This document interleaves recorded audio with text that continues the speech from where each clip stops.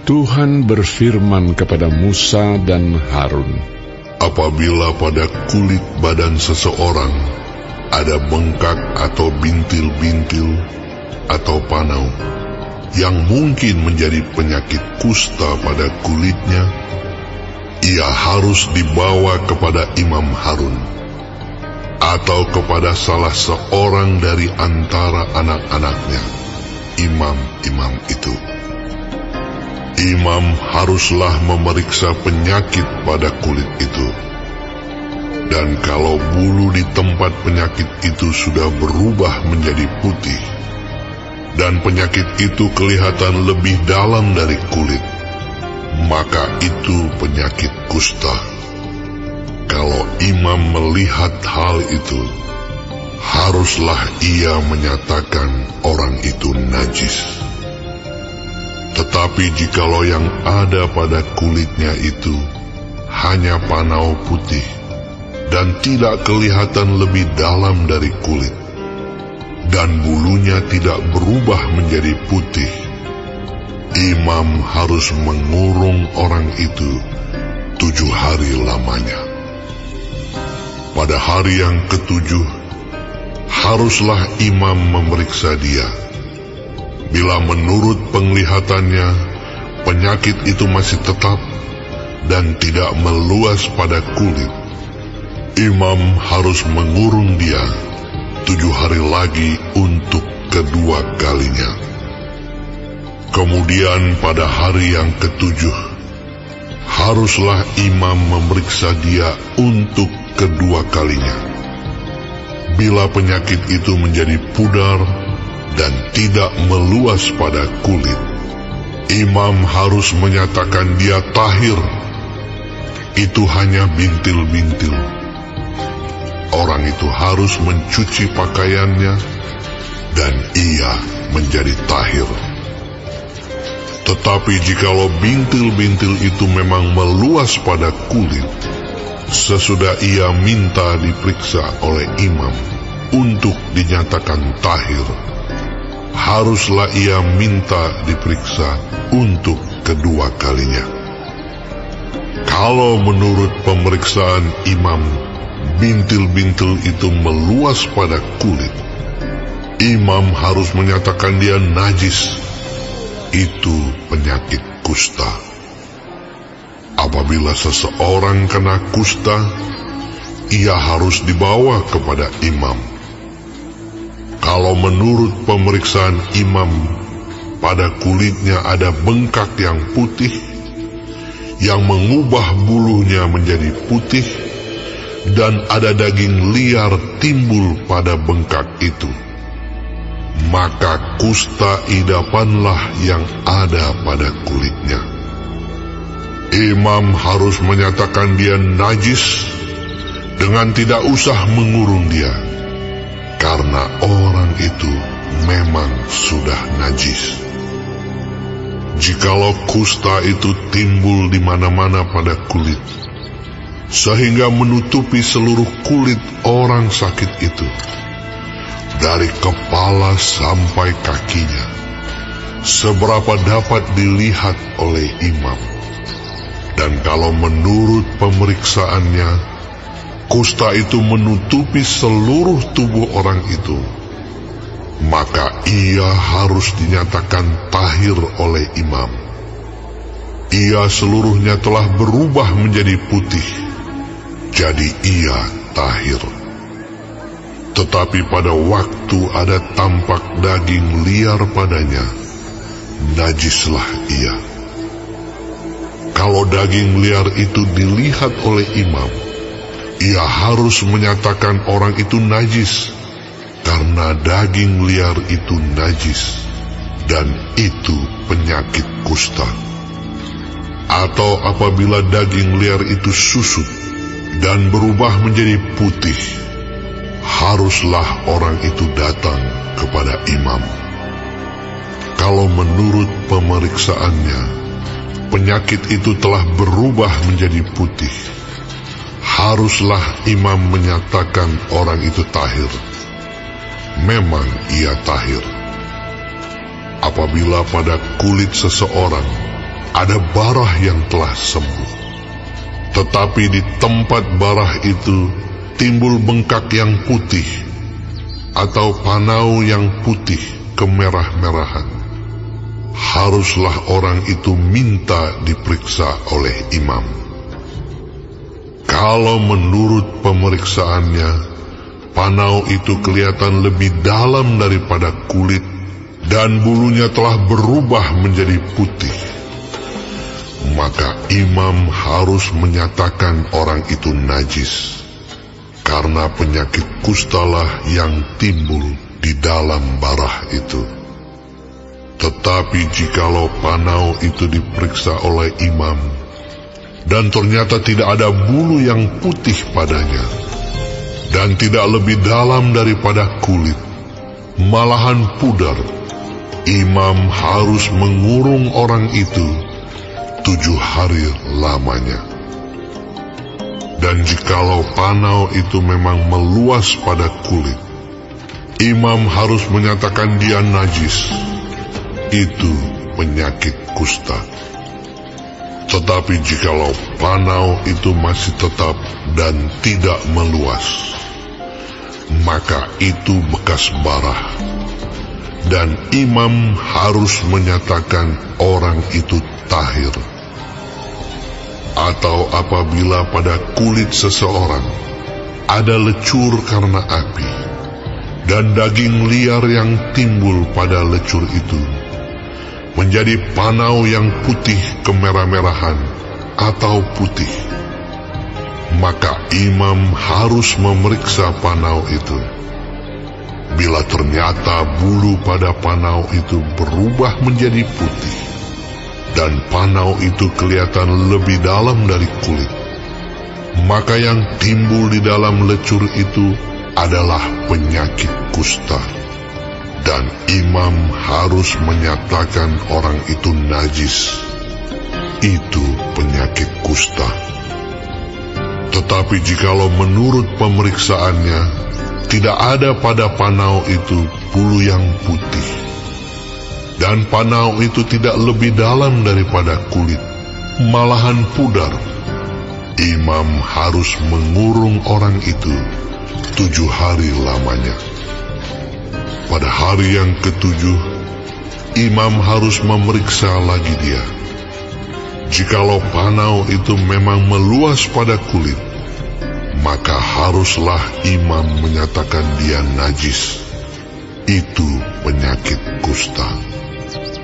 Tetapi jikalau panau itu masih tetap dan tidak meluas pada kulit, malahan pudar, maka itu bengkak lecur, dan imam harus menyatakan dia tahir, sebab itu bekas lecur.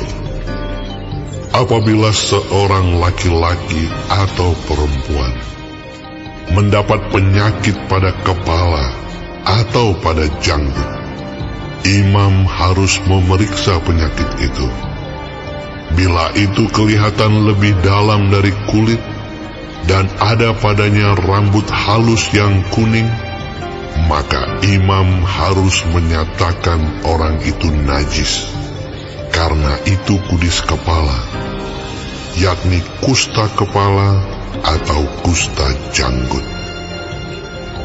Dan apabila menurut pemeriksaannya penyakit kudis itu tidak kelihatan lebih dalam dari kulit, dan tidak ada padanya rambut yang hitam, maka imam harus mengurung orang yang kena penyakit kudis itu 7 hari lamanya. Pada hari yang ke-7, imam harus memeriksa penyakit itu. Bila ternyata kudis itu tidak meluas dan tidak ada rambut yang kuning padanya, dan kudis itu tidak kelihatan lebih dalam dari kulit, maka orang itu harus bercukur. Hanya tempat kudis itu tidak boleh dicukurnya. Lalu imam harus mengurung orang yang kena kudis itu untuk kedua kalinya 7 hari lagi. Kemudian pada hari yang ke-7, imam harus memeriksa lagi kudis itu. Bila ternyata kudis itu tidak meluas pada kulit dan tidak kelihatan lebih dalam dari kulit, maka imam harus menyatakan orang itu tahir, dan ia harus mencuci pakaiannya, dan ia menjadi tahir. Tetapi jikalau kudis itu memang meluas pada kulit, sesudah ia dinyatakan tahir, dan menurut pemeriksaan imam, kudis itu meluas pada kulit, maka imam tidak usah lagi mencari rambut yang kuning. Memang orang itu najis. Tetapi jikalau menurut penglihatan imam, kudis itu masih tetap, dan ada rambut hitam tumbuh pada kudis itu, maka kudis itu sudah sembuh, dan orang itu tahir, dan imam harus menyatakan dia tahir. Apabila pada kulit seorang laki-laki atau perempuan ada panau-panau, yakni panau-panau yang putih, imam harus melakukan pemeriksaan. Bila ternyata pada kulitnya ada panau-panau pudar dan putih, maka hanya kuraplah yang timbul pada kulitnya, dan orang itu tahir. Apabila rambut kepala seorang laki-laki meluruh, dan ia hanya menjadi botak, ia tahir. Jikalau rambutnya meluruh pada sebelah mukanya, dan ia menjadi botak sebelah depan, ia tahir. Tetapi apabila pada kepala yang botak itu, sebelah atas atau sebelah depan, ada penyakit yang putih kemerah-merahan, maka penyakit kustalah yang timbul pada bagian kepala yang botak itu. Lalu imam harus memeriksa dia. Bila ternyata bahwa bengkak pada bagian kepala yang botak itu putih kemerah-merahan, dan kelihatannya seperti kusta pada kulit, maka orang itu sakit kusta dan ia najis, dan imam harus menyatakan dia najis karena penyakit yang di kepalanya itu. Orang yang sakit kusta harus berpakaian yang cabik-cabik, rambutnya terurai, dan lagi ia harus menutupi mukanya sambil berseru-seru, "Najis, najis." Selama ia kena penyakit itu, ia tetap najis. Memang ia najis. Ia harus tinggal terasing di luar perkemahan. Itulah tempat kediamannya.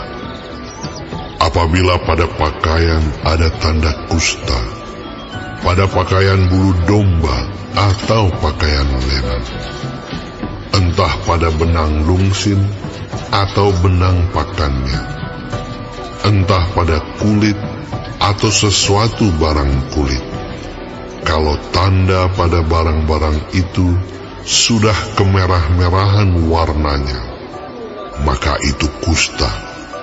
Hal itu harus diperiksakan kepada imam.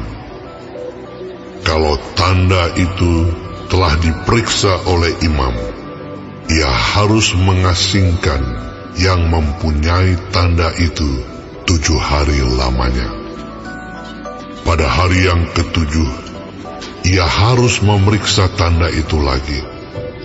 Apabila tanda itu meluas pada pakaian, atau benang lungsin, atau benang pakan, atau pada kulit, entah untuk barang apapun kulit itu dipakai, maka itu adalah kusta yang jahat sekali, dan barang itu najis. Ia harus membakar barang-barang yang mempunyai tanda itu, karena itu kusta yang jahat sekali. barang-barang itu harus dibakar habis. Tetapi jikalau menurut pemeriksaan imam, tanda itu tidak meluas pada barang-barang itu, maka imam harus memerintahkan orang mencuci barang yang mempunyai tanda itu. Lalu ia harus mengasingkannya 7 hari lagi untuk kedua kalinya. Kemudian sesudah barang itu dicuci, imam harus memeriksa tanda itu lagi. Bila ternyata rupa tanda itu tidak berubah, biarpun itu tidak meluas, maka barang itu najis, dan engkau harus membakarnya habis, karena tanda itu semakin mendalam pada sebelah belakang atau sebelah muka. Dan jikalau menurut pemeriksaan imam, tanda itu menjadi pudar sesudah dicuci, maka ia harus mengoyakkannya dari barang-barang itu. Tetapi jikalau tanda itu tampak pula pada barang-barang itu, maka itu kusta yang sedang timbul. Barang yang mempunyai tanda itu haruslah kau bakar habis. Tetapi barang-barang yang telah kau cuci, sehingga tanda itu lenyap daripadanya, haruslah dicuci untuk kedua kalinya, barulah menjadi tahir. Itulah hukum tentang kusta yang ada pada pakaian bulu domba, atau lenan, atau pada benang lungsin, atau pada benang pakan, atau pada setiap barang kulit, untuk menyatakan tahir atau najisnya.